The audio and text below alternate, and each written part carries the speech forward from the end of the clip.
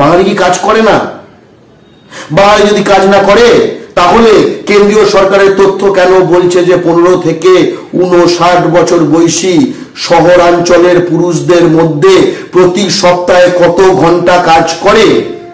তার নিরিখে পশ্চিমবঙ্গ, ইউপি, বিহার, উড়িষ্যা, ঝাড়খণ্ড এবং আসামের থেকে এগিয়ে। একখানা শিল্পহীন, চাকরিহীন, পুঁজিহীন এলাকা থেকে মারোয়ারিরা পালিয়ে যাচ্ছে না কেন? একটা শিল্পহীন, পুঁজিহীন, সম্ভাবনাহীন এলাকায় কেন প্রতিদিন পার্শ্ববর্তী রাজ্য থেকে হাজার হাজার লোক ঢুকছে? আজকে কেন লিট্টি চোখা উৎসব করতে হয়? আজকে কেন তৃণমূলকে হিন্দি সেল খুলতে হয়েছে? আমরা টাটার ন্যানোর পক্ষে, আমরা সকল ন্যানো, মিনি, মাইক্রো, ম্যাক্রো সবকিছুর পক্ষে, কিন্তু প্রথম আমরা বাঙালির পক্ষে ভাই। আমরা আরেকটা ভাটপাড়া সৃষ্টির পক্ষে নই। রেলের যে মেজর ফ্যাক্টরিগুলো, চিত্তরঞ্জনে প্রায় কোনো বাঙালি নেই, কাঁচরাপাড়ায় প্রায় কোনো বাঙালি নেই, ইছাপুরে কোনো প্রায় বাঙালি নেই, কাশীপুরে প্রায় কোনো বাঙালি নেই, অথচ এক একটা জায়গায় শুধু করে খাচ্ছে বহিরাগত 1,50,000, 75,000। এটা কি হচ্ছে? এই নিয়ে কথা তুলবে না তৃণমূল, তুলবে না সিপিএম, তুলবে না, কারণ তেলিয়ে তেলিয়ে চলবে। তো কালকে বিজেপি আসবে।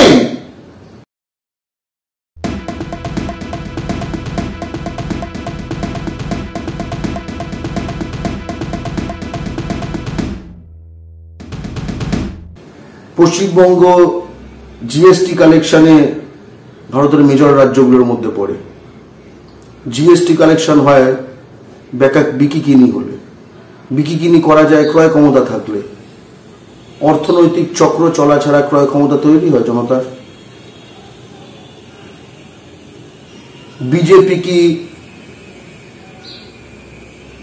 বিজেপি কি কেন্দ্রীয় সরকারের পশ্চিমবঙ্গের যে বেকারত্বের যে হারের ডেটা বিশ্বাস করে? এটা খুব বেশি প্রশ্ন।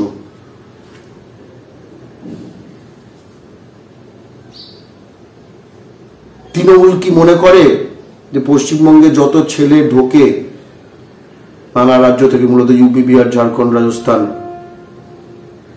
তার 1/3 ছেলে বেরোয়? মানে 3টে ইউপি, বিহার, রাজস্থান থেকে ঢুকলে একটা বাঙালি বেরোয় অন্যরা জায়গায় কাজ করতে। তৃণমূল কি মনে করে না ওই একটি বাঙালির সঙ্গে সে প্রতারণা করছে, এই 3টিকে তোষণ করছে? এই শক্ত প্রশ্নগুলো আসলে উত্তর বেশি গুরুত্বপূর্ণ।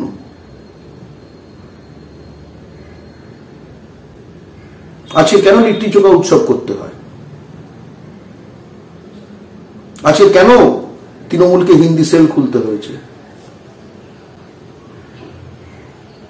আজকে কেন সিপিএম কে হিন্দি ভাষী সমাজ বলে সংগঠন খুলতে হয়েছে? আজকে কেন সিপিএম এর সায়রা শাহ হালিম, ফুয়াদ হালিম এরা WBCS বাংলার বিরোধিতা করেন? কোন জনসংখ্যার কারণে? আজকে কেন শুভেন্দু অধিকারী, জিতেন তেওয়ারি এরা WBCS বাংলা বাধ্যতামূলকের বিরোধিতা করে? আজকে কেন বিবেক গুপ্তা, জাভেদ খান এরা WBCS বাংলার ক্রীড়া হাকিম বিরোধিতা করে? কোন জনসংখ্যার কারণে? এই জনসংখ্যা কি এখানে কাজ করে? এটা করে না, হাওয়া খায়। কাজ করে তো, সে কাজ বাঙালির নেই কেন? বাঙালি কি কাজ করে না? বাঙালি যদি কাজ না করে তাহলে কেন্দ্রীয় সরকারের তথ্য কেন বলছে যে 15 থেকে 59 বছর বয়সী শহরাঞ্চলের পুরুষদের মধ্যে প্রতি সপ্তাহে কত ঘন্টা কাজ করে? তার নিরিখে পশ্চিমবঙ্গ, ইউপি, বিহার, উড়িষ্যা, ঝাড়খণ্ড এবং আসামের থেকে এগিয়ে। প্রশ্নটা অনেক গভীরতর।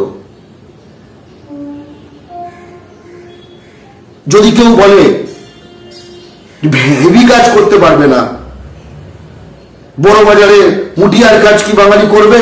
80 কিলোর একটা মাল তুলবে ছোট হাতিতে? প্রশ্নটা হচ্ছে 80 কিলোর মাল যখন ছোট হাতিতে একজন বিহারি তোলে, সেই ছোট হাতিটা যখন তেহট্টে যাচ্ছে, সেই ছোট হাতিটা যখন বেলডাঙ্গায় যাচ্ছে, সেই ছোট হাটিটা যখন বাজকুলে যাচ্ছে তখন তো একটা বাঙালি 80 কিলো নামাচ্ছে, কিন্তু কম মজুরিতে নামাচ্ছে, ওখানে বেশি মজুরিতে তুলছে।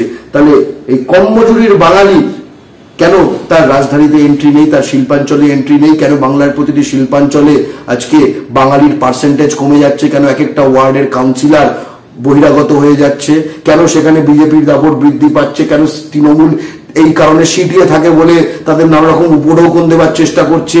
এবং কেন তৃণমূল এবং কেন সিপিএম এই গেমে পিছিয়ে থাকবে না বলে আজকে হিন্দিভাষী সমাজ তৈরি করতে বাধ্য হচ্ছে? এই ক্রাইসিসটা আমরা দেখবো না? একখানা শিল্পহীন, চাকরিহীন, পুঁজিহীন এলাকা থেকে মারোয়ারিরা পালিয়ে যাচ্ছে না কেন? একটা শিল্পহীন, পুঁজিহীন, সম্ভাবনাহীন এলাকায় কেন প্রতিদিন পার্শ্ববর্তী রাজ্য থেকে হাজার হাজার লোক ঢুকছে রাজ্যগুলি থেকে, এবং বাঙালি প্রতিটি শহরাঞ্চল, শিল্পাঞ্চল থেকে আস্তে আস্তে প্রান্তিক হয়ে যাচ্ছে? এই কথাটা মিথ্যে কখনো কেউ বলতে পারবেন? যারা ঢুকছে তারা কেন ঢুকছে? তারা কি বাপের টাকা পশ্চিমবঙ্গে ওড়াতে আসে? মানে তারা আর্ন করছে অন্য স্টেটে, পশ্চিমবঙ্গে জাস্ট এনজয় করতে আসছে, টাকাটা ওড়াতে আসছে? পশ্চিমবঙ্গের দূষিততম শহরাঞ্চল এবং শিল্পাঞ্চলগুলো কবে থেকে টুরিস্ট স্পট হয়ে গেল? হ্যাঁ, আমরা কিন্তু খুব শক্ত হার্ড রিয়ালিটির কথা বলছি। আমরা টাটার ন্যানোর পক্ষে, আমরা সকল ন্যানো, মিনি, মাইক্রো, ম্যাক্রো সবকিছুর পক্ষে, কিন্তু প্রথম আমরা বাঙালির পক্ষে ভাই। আমরা আরেকটা ভাটপাড়া সৃষ্টির পক্ষে নই, আমরা আরেকটা টিটেগড় সৃষ্টির পক্ষে নই, আমরা আরেকটা রিক্সা সৃষ্টির পক্ষে নই। আমরা যদি সেক্টর ওয়াইজ কথা বলি, চা শিল্প কি বাঙালির হাতে আছে? মালিকানা নেই, কর্মী নেই, এবং এখন সেটাকে কেন্দ্র করে তাদের ওখানে হিন্দি কলেজ মলেজ বানাতে হচ্ছে। জুট শিল্প, বাঙালির কিচ্ছু নেই, কর্মী নেই, ওভারসিয়ার নেই, ম্যানেজার নেই, কিচ্ছু নেই। চর্ম শিল্প এশিয়ার মধ্যে লার্জেস্ট, কি ভ্যালু এডিশন? সব হিন্দুস্তানি, বাঙালি নেই। মাইনিং শিল্প পশ্চিম বর্ধমানের, বাঙালি নেই, কন্ট্রাক্টর থেকে শুরু করে কর্মী, ইঞ্জিনিয়ার কিচ্ছু না। সেদিন আমি কল্যাণী এক্সপ্রেসওয়ের একটা সেগমেন্টে আরো মানে বড়জাগুলি ওইখানে চলে গেছিলাম, সেইখানে কন্ট্রাক্টর সে বাঙালি না। লজিস্টিক সেক্টর অন্তত 1,05,000 চাকরি তৈরি হয়েছে গত 10 বছরে, বাঙালির ব নেই। প্রতিটি ইন্ডাস্ট্রির সঙ্গে একটা, এই যারা মাঝে মাঝে কোলাঘাটের দিকে যান, একবার স্কিপার ইন্ডিয়ার সেই গগনচুম্বী যে ইন্ডাস্ট্রি আছে, একবার ঢুকে দেখবেন তো কটা বাঙালি পান। আর শুধু গাড়ির পাশ থেকে দেখবেন না যে যেটুকু দেখা যাচ্ছে, একটু কখনো ঢুকে দেখবেন। আর যদি ঢুকে দেখা আমাদের মতো, মানে আমাদের তো প্রায় স্টেট বোম্বারের মতো যেতে হয় ঢুকতে, আমাদের তো এখন মুখ ফুক চিনে গেছে এরা কি দেখতে এসছে। গুগল ম্যাপে দেখে নেবেন, দেখবেন কত কিলোমিটার ঢুকে গেছে এগুলো। ত্রিবেণীতে একবার যাবেন তো, খড়গপুরে একবার যাবেন তো, হলদিয়াতে একবার যাবেন তো, রানীগঞ্জে একবার যাবেন তো, কুলটিতে একবার যাবেন তো। রেলের যে মেজর ফ্যাক্টরিগুলো, চিত্তরঞ্জনে প্রায় কোনো বাঙালি নেই, কাঁচরাপাড়ায় প্রায় কোনো বাঙালি নেই, ইছাপুরে কোনো প্রায় বাঙালি নেই, কাশীপুরে প্রায় কোনো বাঙালি নেই।